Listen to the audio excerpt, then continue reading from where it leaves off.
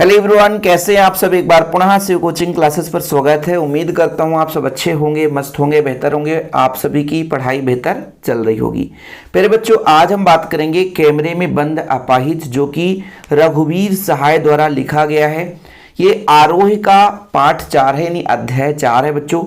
इसका पूरा हम यहाँ पर वर्णन करेंगे, मतलब व्याख्या समझेंगे।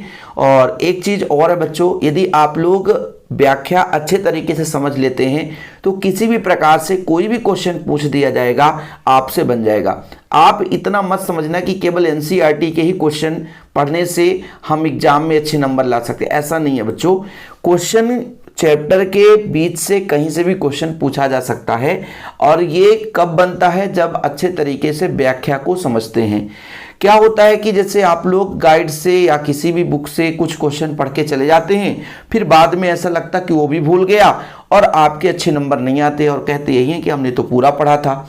जबकि जो बच्चे पूरा सारांश पढ़ते हैं, पूरा सारांश समझते हैं, उन्हीं से बोर्ड एग्जाम में अच्छे नंबर बन पाता है। क्यों? क्योंकि उनके मन में पूरा सारांश बैठा रहता है। किसी भी प्रकार से कोई क्वेश्चन आता है, उसको अपनी भाषा में वो बच्चा लिख सकता है। तो चलिए शुरू करते हैं बच्चों। कुछ फैक्ट हैं जिन्हें जरूरी है जानना। सबसे पहले तो आपका पहला क्वेश्चन बनता है कि कैमरे में बंद अपाहिज किसकी रचना है बच्चों? तो आप लोग बता देंगे रघुवीर सहाय जी की। किसकी रचना है? रघुवीर सहाय द्वारा लिखा गया कविता है। तो पहला ऑब्जेक्टिव बन गया। दूसरा ऑब्जेक्टिव बन जाता है बच्चों, यहां पर देखिए, हंसो हंसो जल्दी हंसो, ये किसकी रचना है? आत्महत्या के विरुद्ध किसकी रचना है? तो ये कई बार ऑब्जेक्टिव क्वेश्चन पूछा गया है, तो रघुवीर सहाय जी की रचना है। कविता किस काव्य संग्रह से लिया गया है? तो लोग भूल गए हैं काव्य संग्रह से लिया गया है। याद रखिएगा, लोग भूल गए हैं काव्य संग्रह से लिया गया है। किस सप्तक के कवि हैं? तो दूसरे सप्तक के कवि हैं। ये चीज भी आपको याद रखना है। ठीक है, चलिए शुरू करते हैं बच्चों। इस चैप्टर का नाम क्या है? तो कैमरे में बंद अपाहिज। कैमरे में बंद अपाहिज। चलिए, कभी आप लोगों ने किसी का इंटरव्यू लेते देखा है किसी न्यूज चैनल में? न्यूज चैनल में बच्चों आप लोग मोबाइल चलाते हैं, तो चाहे फेसबुक में भी न्यूज चैनल है ना, आप यूट्यूब पे भी देखते हैं, आप घर में जो टीवी है बच्चों उसके माध्यम से भी देखते हैं। लोगों से कई तरीके से, है ना, भावुक हो जाने वाले क्वेश्चन पूछे जाते हैं, ताकि लोग इतने अच्छे तरीके से उनके वीडियो को देखें, उनके प्रसारण को देखें और लोग भी भावुक हो, और वहाँ पे जो बैठा हुआ जिससे हम इंटरव्यू ले रहे हैं तो वो भी एकदम भावुक हो जाए, और ऐसा भावुक हो जाए कि उसके दिल से, मतलब एक प्रकार से रुद्र भाव यानी एक प्रकार से करुण भाव उत्पन्न हो जाए, यानी उसके चेहरे में उदासीपन आ जाए और अपने दुख और दर्द को बताने लग जाए, जिससे लोग भावुक हो जाएंगे और हमारा टीआरपी बढ़ेगा। देखिए बच्चों, यहाँ पे कवि ने एक प्रकार से जितने भी दूरदर्शन पर काम करते हैं, दूरदर्शन पर काम करने वाले लोगों के लिए एक संदेश दिया है कि किस तरीके से लोग जो पत्रकार होते हैं, है ना, किसी को भी बैठा करके किस तरीके से भावात्मक क्वेश्चन पूछते हैं, जिससे कि वो अच्छे तरीके से फंस जाता है। ठीक है, तो इसके बारे में वर्णन किया है। तो चलिए शुरू करते हैं बच्चों। वैसे तो चैप्टर का नाम आप लोगों को क्लियर हो गया है कि कैमरे में बंद अपाहिज, यानी यहाँ पे जो पत्रकार होते हैं एक ऐसे व्यक्ति को लाएंगे जो कि अपाहिज होगा। अपाहिज का मतलब जो चल नहीं सकता। ठीक है, और अपाहिज को सामने बैठा करके ऐसे भावात्मक क्वेश्चन करते हैं कि अपाहिज रोने लग जाए, उसके अंदर का जो दुख है वो बाहर आ जाए और उसे कैमरे में बार बार दिखाया जाए। तो लोग जो देखेंगे उसके अपाहिजपन का एक प्रकार से बच्चों देख करके लोगों के भावना आहत हो जाएगी। और सबसे बड़ी बात तो यहाँ पे ये होगी बच्चों कि यहाँ पे जो पत्रकार है वो जो बैठा अपाहिज है उसका उपहास करने में लगे रहते हैं। क्यों? क्योंकि आप जैसे मान लीजिए हाथ आपका काम नहीं कर रहा और बार बार उसी को इंगित किया जाए तो आपको अच्छा नहीं लगेगा, आपको अपमानित सा महसूस होगा। यदि कोई व्यक्ति काला है तो यदि उसको काला ही बोल दिया जाए तो बिल्कुल आप उपहास होगा। कोई व्यक्ति बहुत ज्यादा गोरा है भूरे रंग का है उसको कर दो, यदि बार बार उसे भूरे रंग से आप बुलाओगे उसका उपहास होगा। किसी व्यक्ति के सर में बाल नहीं है, यदि उसे आप बार बार बुलाओगे तो उसका उपहास होगा। तो दुख और दर्द तो होगी। तो यहां पर कवि ने एक प्रकार से जो पत्रकार द्वारा है ना अजीबोगरीब क्वेश्चन पूछे जाते हैं उसके बारे में वर्णन किया है कि एक पत्रकार, एक टीवी एंकर किस हद तक है ना अपने टीआरपी को पाने के लिए, अपने चैनल को ग्रोथ रेट बनाने के लिए किस हद तक क्वेश्चन पूछ सकता है। तो यहाँ पर कवि ने जो दूरदर्शन मीडिया वाले लोग हैं उनको एक प्रकार से उनके भाव को यहाँ पर उकेरा है। और लोग कहते हैं कि दूरदर्शन मीडिया वाले क्या होते हैं, अपने आप को बहुत शक्तिशाली समझते हैं, बहुत मतलब सामर्थ्यवान समझते हैं, फोटो लेकर के, वीडियो लेकर के अपनी शक्ति को बढ़ाते हैं। इसी चीज का वर्णन करते हुए कवि कहता है कि भाई हम दूरदर्शन पर बोलेंगे हम समर्थ शक्तिवान हैं, हम दुर्बल को लाएंगे। कि यहाँ पे जो टीवी मीडिया वाले यानी दूरदर्शन मीडिया वाले लोग हैं अपने आप को क्या बोलते हैं, शक्तिशाली मानते हैं। देखो ना, हम समर्थवान हैं, हम शक्तिवान हैं, शक्तिशाली मानते हैं। वास्तव में ये क्या करते हैं, प्रचलित फोटो को चमकाते हैं, है ना, संस्कृति शक्ति को भी भैया अपने टीवी में बार बार दिखाते हैं, है ना, और लोगों के भाव को भी, जो भाव नहीं पूछना चाहिए उसको भी भाव बार बार दिखाते हैं और उसको एक बंद कमरे में बैठा करके ऐसे प्रश्न पूछते हैं जिससे वो आहत हो जाए। ठीक है, तो यहां पर बोला है हम दूरदर्शन पर बोलेंगे हम समर्थवान हैं, मतलब दूरदर्शन मीडिया में जो लोग अपने आप को समर्थवान है, शक्तिमान मानते हैं, वो लोगों को बुलाएंगे बंद एक कमरे में और उनका कहना कि हम एक ऐसे व्यक्ति को लाएंगे जो दुर्बल हो।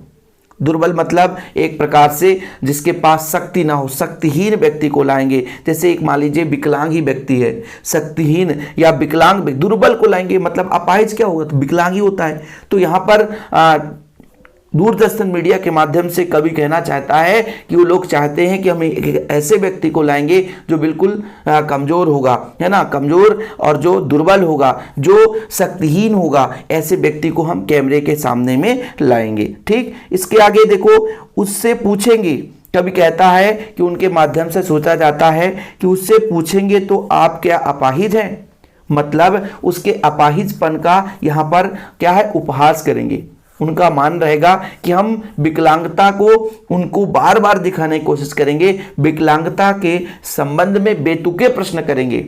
जो दूरदर्शन मीडिया का कार्यक्रम चलेगा उसमें उन्होंने कहा, कवि ने कहा कि इनका मानना है कि भाई एक शक्तिहीन विकलांग व्यक्ति को लाएंगे अपने स्टूडियो में, एक कमजोर वर्ग के कोई भी व्यक्ति को लाएंगे जो कि अपाहिज होगा, जो कि विकलांग होगा, और उससे विकलांगता के संदर्भ में अनेक प्रश्न पूछेंगे। उनसे पूछेंगे क्या अपाहिज हो, उनसे हम इस प्रकार से बताओ भाई आप अपाहिज हो और हो तो क्यों हो, कैसे हो, है ना, हो तो आप क्यों अपाहिज हो। यानी कवि कहता है कि स्टूडियो में इस कमजोर व्यक्ति से बार बार पूछा जाएगा कि आपके विकलांगता का कारण क्या है। आप विकलांग हैं तो क्या आपको दुख होता है, दुख होता है तो क्यों होता है, कैसे होता है, इसको आप कैसे महसूस करते हो, और कैमरा दिखाओ इसे बड़े बड़े। देखो ना, अब आपका अपाहिजपन दुख देता होगा, तो यहां पर हम बोलेंगे कि हम बार बार को प्रश्न करेंगे कि आप अपाहिजपन है, अपाहिज मतलब आपके शरीर में विकलांगता है, आप विकलांग होने का किस प्रकार से अनुभव करते हैं। यदि आपको अपने विकलांगता से दुख है तो आपको दुख कैसे होता है, आप दुख क्यों अनुभव करते हैं और आपको कैसा लगता है। और साथ में कैमरा दिखाओ बड़ा बड़ा करके, और अपने कैमरामैन को संकेत देते हुए कहेंगे कि बार बार कैमरा फोकस करो, है ना, कैमरा बार बार अपाहिज के पास लाओ, उसे बड़े रूप में दिखाओ। हाँ तो बताइए आपका दुख क्या है, और उनसे बार बार कहेंगे कि बताइए आप यदि अपाहिज हैं, आप यदि विकलांग हैं तो आपकी पीड़ा क्या है, आपका आखिर दुख क्या है, आपको आखिर दुख कैसे लगता है, जल्दी जल्दी बताइए, दुख बताइए, बता नहीं पाएंगे। और ऐसे बार बार प्रश्न करेंगे तो जो आपका अपाहिज होगा वो जो अपना अपाहिजपन का कारण है उसको बता नहीं पाएगा, उसके अंदर जो दुख और दर्द है वो बता नहीं पाएगा। ठीक है बच्चों, तो यहां तक क्लियर हुआ, आप लोगों को समझ में आया कि कवि ने यहाँ पर दूरदर्शन मीडिया के बारे में बताया है कि जो मीडिया का कार्यक्रम होता है तो भाई इसमें कुछ लोग अपने आप को क्या मानते हैं, शक्तिशाली, है ना, दूरदर्शन में बैठे लोग शक्तिशाली मानते हैं, शक्तिमान मानते हैं, जबकि वास्तव में ऐसा नहीं होता। वो फोटो चमकाओ, एक दूसरे का फोटो दिखा करके अपने आप को, शक्ति को बढ़ाने की कोशिश करते हैं। अपने जो तंत्र है उस तंत्र को बढ़ाने के लिए लोगों की फोटो, लोगों की वीडियो प्रदर्शित करके अपने आप को शक्तिवान या श्रेष्ठ बताने की कोशिश करते हैं। उन्हीं की एक पहल को कवि ने यहाँ पर वर्णन किया है कि उनका सोच है कि हम एक शक्तिहीन दुर्बल व्यक्ति को लाएंगे, शक्तिहीन मतलब जिसके पास शक्ति नहीं है, विकलांग व्यक्ति को लेकर आएंगे और कार्यक्रम में यानी स्टूडियो में एक कमजोर वर्ग के, एक शक्तिहीन व्यक्ति या विकलांग व्यक्ति को लाएंगे और उसे कई प्रकार के बेतुके प्रश्न करेंगे। बेतुके प्रश्न के अंदर जैसे उसको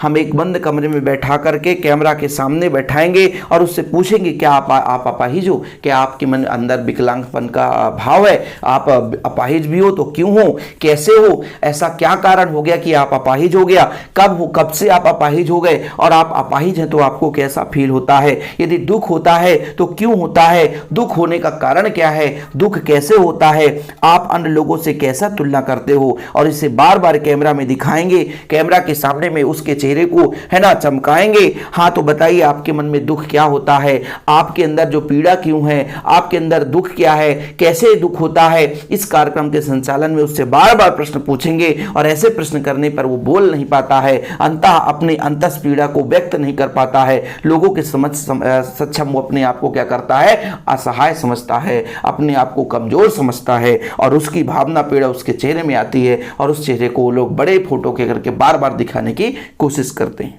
ठीक है बच्चों, यानी कुल मिलाकर के यहाँ पर यदि हम बोलें संदर्भ की तो आप तो संदर्भ बता दोगे कि प्रस्तुत पद्यांश हमारी पाठ्यपुस्तक आरोह के कैमरे में बंद अपाहिज से लिया गया है। इसके रचयिता कौन है, रघुवीर शाह है। लेकिन यहाँ पर बच्चों कवि ने किस तरीके से वर्णन किया है तो इसके बारे में बताना है।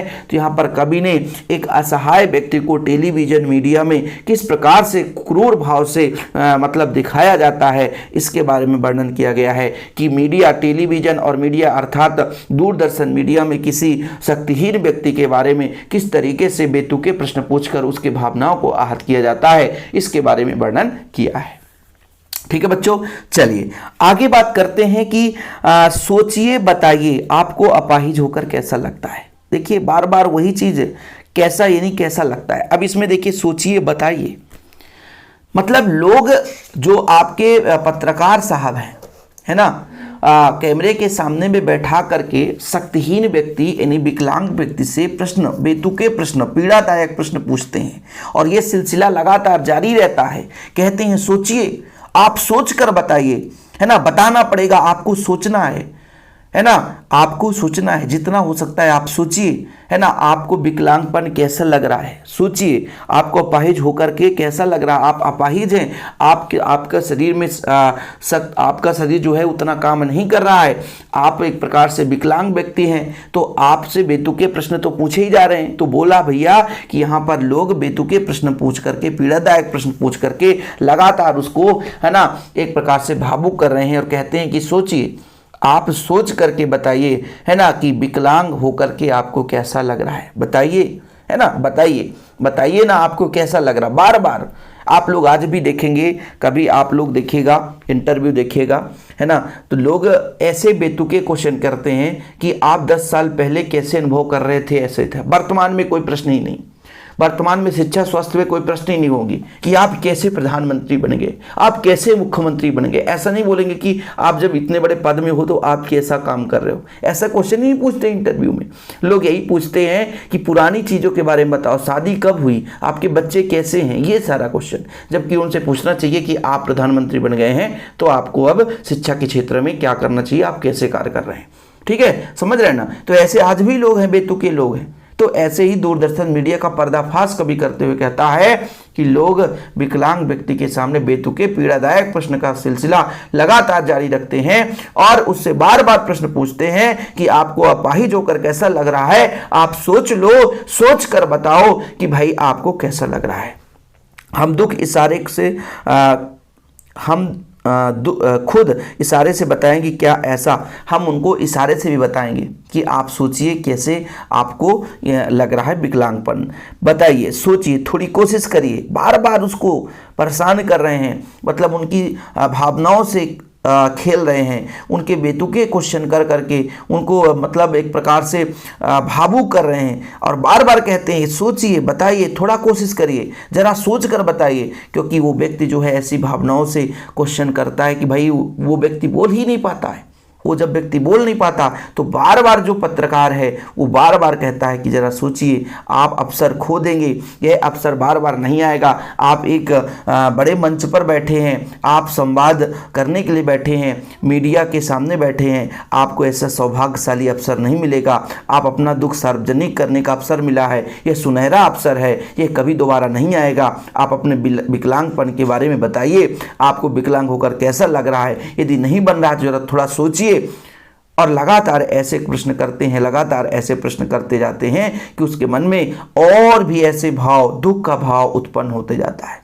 आप जानते हैं कि कार्यक्रम रोचक बनाने के वास्ते, है ना, यानी उनका एक उद्देश्य रहता है, हम बार बार उनको रुला देंगे। यानी भाई बोला गया ना कि कार्यक्रम को रोचक बनाने के चक्कर में, यानी कार्यक्रम को सुनहरा बनाने के चक्कर में उनसे बेतुके बार बार प्रश्न पूछते जाते हैं और ऐसे प्रश्न पूछे जा रहे हैं कि बोलते कि हम बार बार पूछ कर उसके रुला लेंगे भैया, कि हम इतने बार प्रश्न पूछेंगे, उनके वेतुके जैसे विकलांगपन का फायदा ऐसा उठाएंगे, इतने बार प्रश्न पूछेंगे कि वो बाद में रो देंगे। और जब रो पड़ेंगे तो आप सबको पता है कि यदि मान लीजिए कोई रो करके वीडियो जारी कर देता है तो उससे लोग भी भावुक हो जाते हैं, उसके लोगों द्वारा मतलब उस ज़्यादा TRP मिल जाता है, कुल मिलाकर के उसका प्रमोशन मिल जाता है। जैसे कोई वीडियो आप लोगों के सामने आता है, बिल्कुल अपने दुख दर्द को बयां करता है, तो आपके अंदर भी भाव पीड़ा उत्पन्न हो जाती है, हाँ भाई कितना परेशान है। तो ऐसे यहां पर पत्रकार महोदय, मीडिया के कर्मचारी लगातार संवेदनहीन,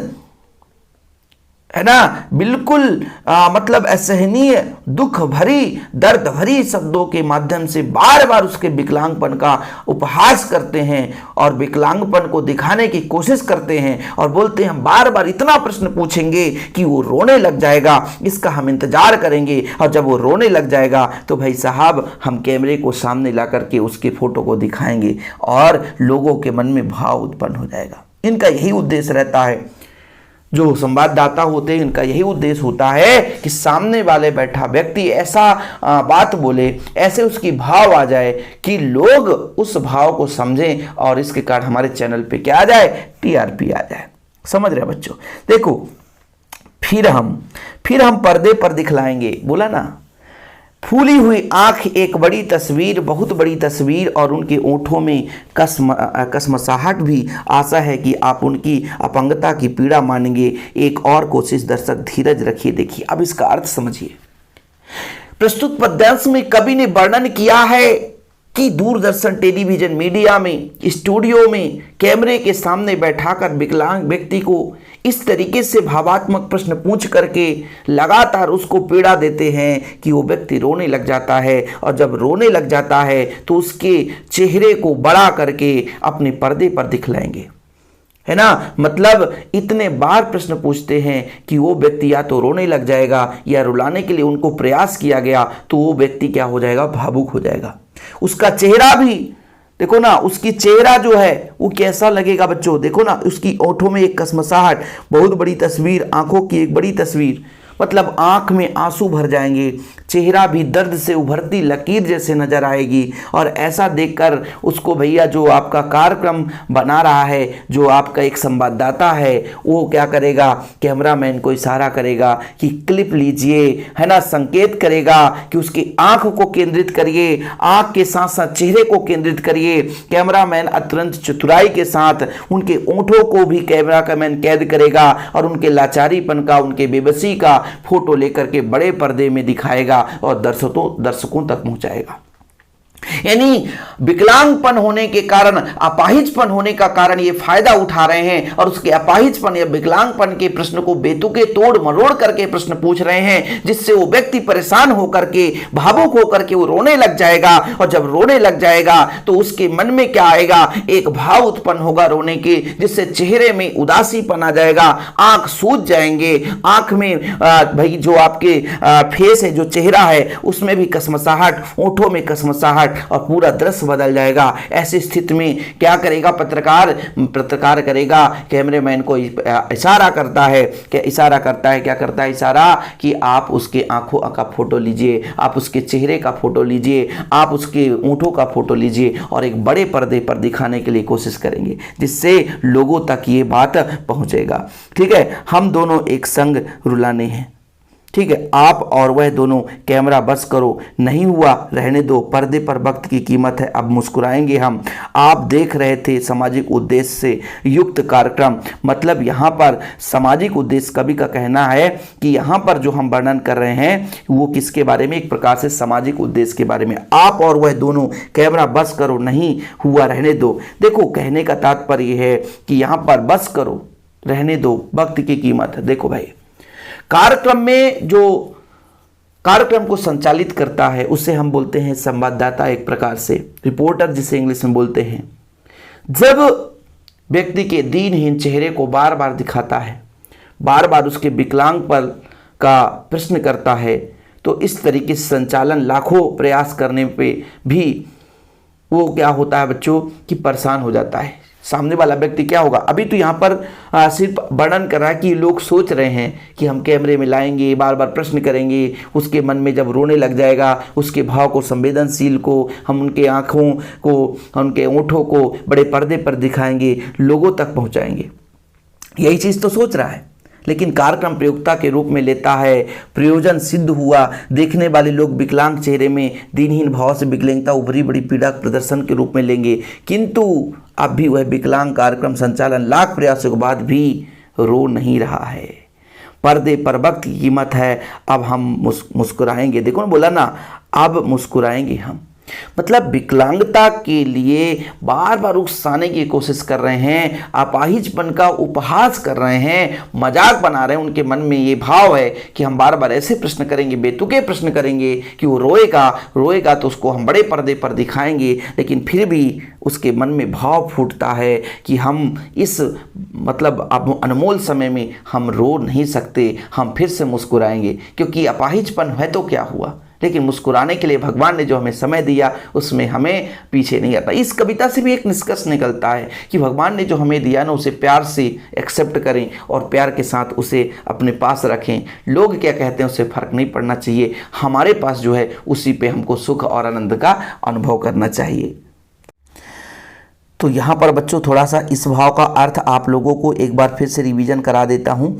यहाँ पर कवि ने कहा है कि दूरदर्शक में जो दूरदर्शक मीडिया है, जो मीडिया के माध्यम से जो लोग हैं वो क्या कहना चाहते हैं, अपाहिजपन का फ़ायदा उठाकर बेतुके प्रश्न का सवाल जवाब करना चाहते हैं, जिससे यदि बार बार उससे विकलांगपन का प्रश्न पूछते हैं, जिससे वो क्या करेगा, बार बार प्रश्न पूछने उससे क्या होगा, रुला देंगे, रोने लग जाएगा, इंतज़ार करेंगे उसके रोने के लिए, और वो इंतज़ार कर रहे हैं कि कब रोएगा, और जब रोएगा तो उससे हम क्या है कि जो उसकी भावुक तस्वीर है उसे हम बड़े पर्दे पर दिखाएंगे। फूली हुई आँख की एक बड़ी तस्वीर, उनका मन इतना भावुक है कि जब वो रोने लग जाएगा, जो विकलांग पर जो शक्तिहीन व्यक्ति है, जिसका शरीर अपाहिज है, मतलब वो चल नहीं सकता है, जब उससे बार बार बेतुके प्रश्न करेंगे, बार बार ऐसे अपाहिजपन का उपहास उड़ाएंगे, तो उसके मन में भाव, एक रौद्र भाव आ जाएगा। जब रोने लग जाएगा तो उसके आँख में सूजन आ जाएगी, चेहरे में मुस्कुराहट खत्म हो जाएगा, चेहरे में उदासीपन आ जाएगा, भाव एकदम रुद्र हो जाएगा, यानी करुण भाव आ जाएगा, है ना। और इस भाव को लोग देखकर भी उत्साहित होंगे, है ना। इनकी जो बड़ी तस्वीर है उसको हम दिखाएंगे, है ना। कैमरामैन को ये क्या करेंगे, इशारा करेंगे कि ओंठों का फोटो लो, आंखों पे झलकती आंसू का फोटो लो। इस तरीके से आशा और उम्मीद करके कोशिश कर रहे हैं और लगातार अपाहिजपन का प्रश्न उठा रहे हैं। लेकिन तमाम कोशिश के बाद भी यहाँ पर जो आपका अपाहिज है वो रोता नहीं है, वो अपने भावनाओं में भले लिप्त है लेकिन रोता नहीं है। इससे सभी के मन में एक भाव उत्पन्न होता है ना, धीरज रखिए देखिए, दर्शक धीरज रखिए देखिए, हम दोनों एक संग रुलाने हैं। देखो यहाँ पर एक तरीके से एक भाव उत्पन्न होता है कि दर्शक को भी सीखने की जरूरत है कि कितना भी भाव अंदर क्यों ना आ जाए लेकिन हमें अपने अंदर की आवाज़ को बाहर आने नहीं देना है। वो भले हमसे अटपटे क्वेश्चन कर रहा है लेकिन जो आपका अपाहिज है वो अपने भाव को बाहर आने नहीं देता है। ऐसे में क्या होता है कि जो आपका दूरदर्शक, जो अब संपादक है, जो कार्यक्रम निर्देशक है, उसका मूड खराब हो जाता है ना, और कहता है बस करो अब रहने दो, बस करो अब रहने दो, नहीं होगा, पर्दे पर वक्त की कीमत है। लेकिन जो विकलांग अपाहिज है वो कहता है हम तो मुस्कुराएंगे। मतलब इतना प्रयास करने के बाद भी जब अपाहिज रोता नहीं है, अपाहिज परेशान नहीं होता है, रोता नहीं है, उसका भावुक भाव नहीं आता है, तो कार्यक्रम निर्देशक का मूड क्या हो जाता है, खराब हो जाता है ना, और कहता है बस करो अब नहीं हो पाएगा, यहीं पे कार्यक्रम को समाप्त करते हैं। उसका कहना ये है कि समय बहुत अनमोल है, पर्दे पर वक्त की कीमत होती है, इसलिए कार्यक्रम को समाप्त करते हैं। ठीक है, और बाद में वो मुस्कुराता हुआ कहता है कि आप सभी को धन्यवाद, कार्यक्रम को यहीं पे समाप्त करते हैं। क्यों? क्योंकि जो मकसद था उसका, वो मकसद पर वो नहीं उतर पाता है, और मकसद पर उतर ना पाने के कारण है ना, वो फिर से मुस्कुराते हुए कहेगा बस थोड़ी सी कसर रह गई है, धन्यवाद। ठीक, तो सामाजिक उद्देश्य के कार्यक्रम को रखते हुए रघुवीर सहाय ने वर्णन किया है। उम्मीद करता हूं आप लोग कथन को समझ गए होंगे, और इसके प्रश्न उत्तर केवल इतने ही नहीं बच्चों, इसके अलावा प्रश्न उत्तर आपको मैं प्रोवाइड करूंगा। हाँ, चैनल पे पहली बार आए हैं, चैनल को सब्सक्राइब जरूर कर लें, और लगातार आप लोगों के लिए हम हेल्पफुल वीडियो प्रोवाइड कर रहे हैं। और आप लोगों से गुजारिश है, यदि कोई बच्चा नोट्स चाहता है तो कॉन्टैक्ट नंबर 9685299149 है, 9685299149 मेरा पर्सनल नंबर है। यदि नोट्स लेना है तो कॉन्टैक्ट कर लेना, मात्र 100 रुपये चार्ज है। जय हिंद, वंदे मातरम।